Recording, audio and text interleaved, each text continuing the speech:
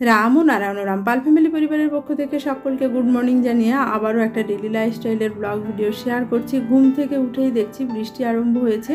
এখন সকাল 5:30 মতো বাজে। খুব জোরে জোরে না হলেও মাঝারি ফোঁটায় বৃষ্টি পড়তে শুরু করেছে। বর্ষাকাল তো বৃষ্টি হওয়াটাই স্বাভাবিক। যাই হোক, এখন নিজের কাজকর্ম করি। সকালবেলায় ফ্রেশ হয়ে প্রথমেই মেয়ের জন্য গরম জল জল ফোটাতে রেখেছি, ও ফোটানো জল খাই। তারপর আমাদের চা করে নিয়েছি। সকলকে জানাই শুভ নাগপঞ্চমী। আজকে নাগপঞ্চমীর দিন।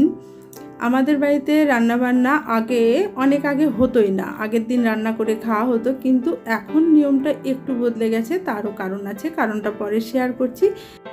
আর এই যে গ্লাসের চাটা কাপে ঢালছি, এই চা হচ্ছে ছেলে মেয়ের। ওরা তো একটু চায়ে মিষ্টি বেশি খায় না, ঠিকঠাক মিষ্টি খায়। আর আমি আমার হাজব্যান্ড একটু কম মিষ্টি দিয়ে চা খাই, চিনিটা কম ব্যবহার করি।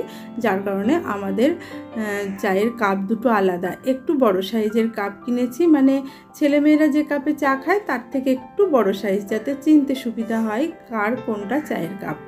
চা খাওয়া হচ্ছে মুড়ি, চানাচুর আর বেকারি বিস্কুট দিয়ে। সকালে চা খেয়ে নিয়ে রাত্রিবেলার বেশ কিছু বাসন ছিল, এখন সেই বাসনগুলো ধুয়ে নেব বলে বেসিনে নিয়ে যাচ্ছি। চায়ের বাসন তো ধোয়া হয়ে গেছে, আর রাত্রিবেলার যে খাওয়া দাওয়া পর বাসনগুলো ছিল সেগুলোও ধোয়া হয়ে গেছে। তার আর ভিডিও শ্যুট করিনি। বাসন ধোয়ার পর আপনাদের সঙ্গে শেয়ার করছি। এখন সকালের টিফিন খাওয়ার জন্য চিড়ে ধুয়ে নিয়েছি। এই চিড়েটা হচ্ছে গোবিন্দভোগ চালের চিড়ে। খেতে খুবই সুস্বাদু এবং গন্ধটাও ভীষণ ভালো। আমরা বলছি না, বেশ কিছুদিন থেকে সকালের টিফিনে চিড়েটাই খেয়ে থাকি।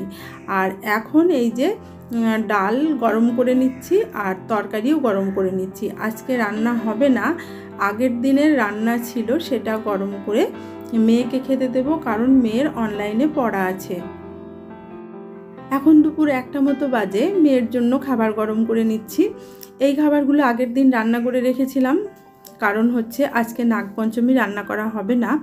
বাড়িতে রান্না করা খাবার খেতে নেই, ছ্যাঁকচুক করতে নেই। এটাই বহুত দিন ধরে আমাদের সংসারে নিয়ম হিসাবে পালন হয়ে আসছে। তবে এখন নিয়মটা একটু শিথিল হয়েছে। তার কারণ হলো, যখন শ্বশুর আমার ঠাকুমা শাশুড়ির সঙ্গে আমার শাশুড়ি সংসার করত, শ্বশুর ঠাকুমা শাশুড়ির সঙ্গে ছিল। এখন শ্বশুর নেই, শ্বশুর মারা গেছে। অনেক বয়স হয়েছিল, 84 বছর বয়সে মারা গেছে। অনেক আগের কথা বলছি। তখন কিন্তু আগের দিন রান্না করে সেই বাসি খাবারই খাওয়া হতো। তখন কিন্তু ফ্রিজও ছিল না। সেই সব খাবার খেয়ে অনেকে অসুস্থ হয়ে পড়তো। যার কারণে যখন আমার শ্বশুর আলাদা সংসার হলো, ঠাকুমা শাশুড়ির বয়স হলো, শাশুড়ির হাতে সংসার আসলো, তখন আমার ভাসুর চাকরি পেল। আমার হাজব্যান্ড, আমার দেওর যখন চাকরি পেল, তারা অনেক দূরে চাকরি করতে যেত। সকালবেলায় খাবার খেয়ে বেরোতে হতো, আর অনেক দেরিতে সন্ধ্যার সময় আমার ভাসুর ফিরে আসতো, খাবার খেয়ে অসুস্থ হয়ে পড়তো। তখন আমার শ্বশুর নিয়মটা শিথিল করলো, বললো সেদ্ধ রান্না খাও, সেদ্ধ ভাত খাও, বা সঙ্গে একটা সেদ্ধ তরকারি হোক বাটিতে করে। সেই নিয়ম অনুযায়ী চলতো। এখন আমি আবার আগের দিন রান্না করে ফ্রিজে রাখি, পরের দিন সেটা গরম করে খাওয়া হয়। ভাতটা টাটকাই করে নিই। আর এই যে একটা মাঝারি কম্বল ভিজিয়ে রেখেছি। আর শীতের এই যে পোশাকটা আমার ছেলের আলাদা হয়ে একটা কোনায় পড়েছিল, আমি জানতাম ওটা রাখা আছে, একসঙ্গে কেচে নেব বলে রেখেছিলাম। সেগুলো সব ভিজিয়ে দিয়েছি। স্নান করার আগে কেচে জানালায় ঝুলিয়ে রাখবো, জলটা ঝরে যাবে। আজ তো বৃষ্টি হচ্ছে, জানি না শোকাবে কিনা, তবুও কেচে নিলাম। যাই হোক, কাচাকুচো সেরে স্নান সেরে খাওয়া দাওয়া করে নিয়েছি। এখন বেলা 3টে 3:30 মতো বাজছে। জানালায় জামা কাপড়গুলো মেলেছিলাম, কিন্তু একটা কাক এসে বারবার আওয়াজ করছে, কারণ ও বিস্কুট খায়। ওকে এইভাবে আওয়াজ করলে বিস্কুট দেওয়া হয়, হাত থেকেই নেয়, কিন্তু আজকে দেখলাম হাত থেকে নিল না। তাই বিস্কুটটা জানালার উপর রেখে দিচ্ছি, যাতে ও পরে এসে নিয়ে যায়। জানালার উপরে রেখে দিলেও পরে এসে নিয়ে যায়। যেহেতু বিস্কুট দেওয়া হয়, ও একটা আওয়াজ করে, জানেন তো। সেই আওয়াজটাতে আমি বুঝতে পারি ও বিস্কুট খাবে। আমিও দিয়ে, আমার বাচ্চারাও দিয়ে থাকে, ছেলেমেয়েরাও দিয়ে থাকে। দেখুন, এক্ষুনি আসবে। দেখুন, জানলার উপর বিস্কুটটা রেখেছি, এলো বলে। আমি ভিডিও করব বলেই প্রস্তুতি নিয়েছিলাম। দেখুন, এই যে এসেছে, এবার নিল। ওই যে ঠোঁটে করে বিস্কুটটা নিয়েই ও উড়ে চলে যাবে। দেখলেন, বিস্কুটটা নিল, হাত থেকে নেয়। ওখানে গিয়ে ও নিরাপত্তা অনুভব করে, নিরাপদে বিস্কুটটা খায়। আর কাকেদের একটা স্বভাব আছে, ওরা বাসি খাবার খেতে পছন্দ করে, খাবার কিন্তু লুকিয়ে রাখে। এই বিস্কুটটা এখনই পুরোটা খাবে না, কোনো একটা জায়গায় লুকিয়ে রাখবে কিছুটা খেয়ে। যাই হোক, এখন সন্ধ্যাবেলা হয়ে গেছে, সন্ধ্যা প্রদীপ জেলে নিয়েছি। এখন এই চানাচুরটা কৌটোতে ঢেলে রাখছি। ছেলে মেয়েরা এবং আমরা এই চানাচুরটা খেতে ভীষণ পছন্দ করি। বালিগঞ্জে স্টেশনের ধারে একটা কারখানা আছে, সেখান থেকে যখন আমরা কলকাতায় আসি স্টেশনে নামি, ফেরার পথে এই চানাচুরটা নিয়ে আসি। খেতে ভীষণ ভালো লাগে, মুড়ি দিয়ে এই চানাচুরটা খেতে খুবই ভালো লাগে, তাই নিয়ে আসি। এখন চা করব। আজকে সন্ধ্যাবেলায় বর্ষার দিনে দুধ চা হবে। দুধ চায়ের জন্য আয়োজন শুরু হয়েছে, চা বসিয়ে দিয়েছি। বর্ষাকালে আপনারা কারা কারা দুধ চা খেতে পছন্দ করেন আমাকে একটু কমেন্ট করে জানাবেন। আমরা প্রায় দিনই বর্ষাকালে খেয়ে থাকি। খুব গরমে দুধ চাটা খাওয়া হয় না, তবে বর্ষার দিনে খাওয়া হয়।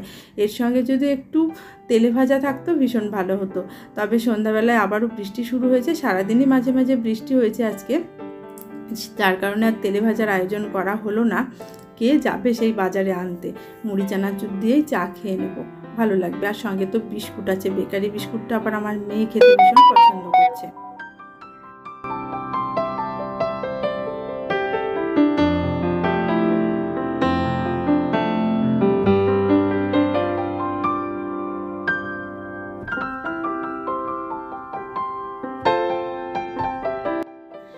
সন্ধ্যাবেলায় চা পর্ব শেষ করে এখন জানালার মধ্যে বেশ কিছু জামাকাপড় আছে, জামাকাপড়গুলোর জল ঝরে গেছে। জামাকাপড়গুলোকে ঘরের মধ্যে দড়িতে মেলে দেব।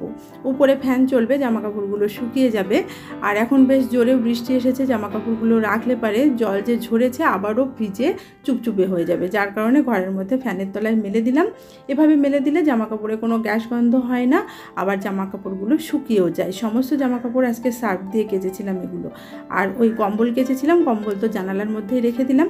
এখন ব্লিঙ্কিট থেকে বেশ কিছু জিনিস অর্ডার করেছিলাম, সেগুলো এসেছে, সেগুলো আপনাদের দেখাচ্ছি কি অর্ডার করেছিলাম। এই যে একটা পিৎজা সস অর্ডার করেছিলাম পিৎজা বানাবো বলে, আর মোজারেলা চিজ। ছেলেমেয়েরা বেশ কদিন থেকেই বলছে যে পিৎজা খাবো, তাই বাড়িতেই বানিয়ে দেবো। আগের দিন তো একটা পিৎজার বেস এনেছি, আর নিয়ে আসা হয়েছে একটু পনির, ভাবছি পনির পিৎজা করে দেবো। এই বাজারগুলো তুলে নিয়ে রাত্রের খাবার রান্না করব। রাত্রে ভাত আছে, একটু তরকারি হবে, আলুর একটা সেদ্ধ তরকারি করব, তাই ফ্রিজ থেকে কৌটো খুলে লঙ্কা বার করে নিচ্ছি। এই কৌটোটায় লঙ্কা রাখলে লঙ্কা ভীষণ ভালো থাকে। প্রায় 15 দিন হয়ে গেল লঙ্কাগুলো এই কৌটোটায় রেখেছি, প্রয়োজন মতো বার করে নিই। আজকের ব্লগটি এখানেই শেষ করছি। ব্লগটি ভালো লাগলে চ্যানেলটি সাবস্ক্রাইব করে সাপোর্ট করার অনুরোধ জানালাম। ভিডিওটি দেখার জন্য সকলকে জানাই ধন্যবাদ।